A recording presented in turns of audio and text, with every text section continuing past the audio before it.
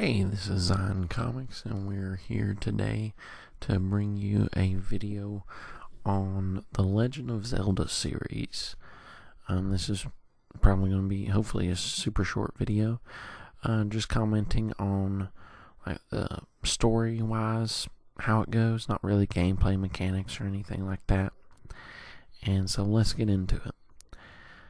What's always interested me about the Legend of Zelda series is the idea of the three timelines, and to me they're super complicated. I know if you're probably a super Legend of Zelda fan, you can probably name each game in each timeline.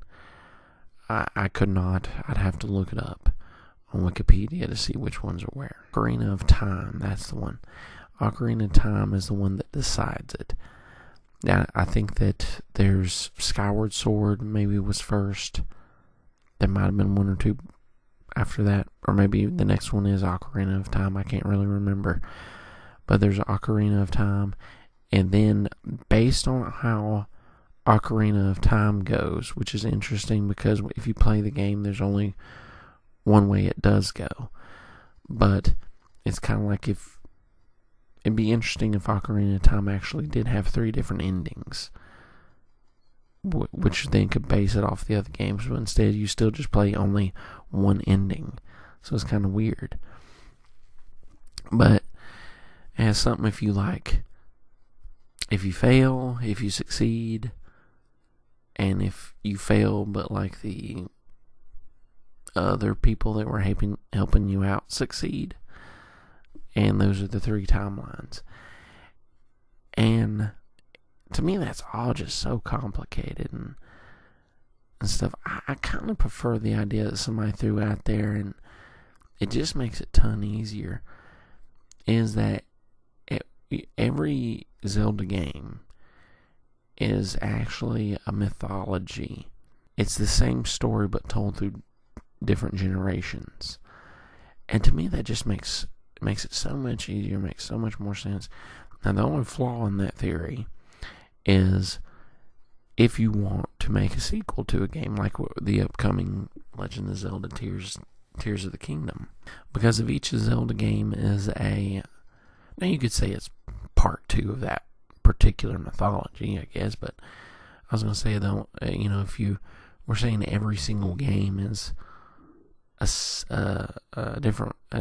told through a different generation, you can't have sequels, because then it's like, okay, well, why is there a sequel to this one?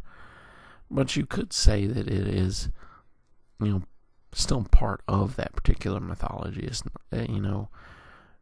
the Greek mythology or something is just not based off one particular story. There's several stories, like Odysseus and the Iliad are 2 different stories, but they're still all a part of Greek mythology, all part of one timeline in that particular timeline, I guess is what you want to call it.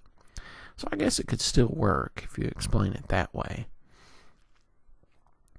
But yeah, I just kind of, I know there's nothing Nintendo's going to do about it, but I kind of prefer that idea just because it's a lot easier. You don't have to say, well, even though the Ocarina of Time still only has one ending, which I guess, hey, Nintendo, if you're listening, which you're not, but you could remake Ocarina of Time one more time and have it to where you do have 3 different endings.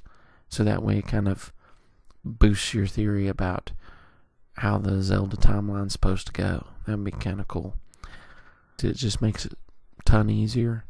You don't have to rely on this 3-ending timeline, even though Ocarina of Time really only has one ending if you actually play it.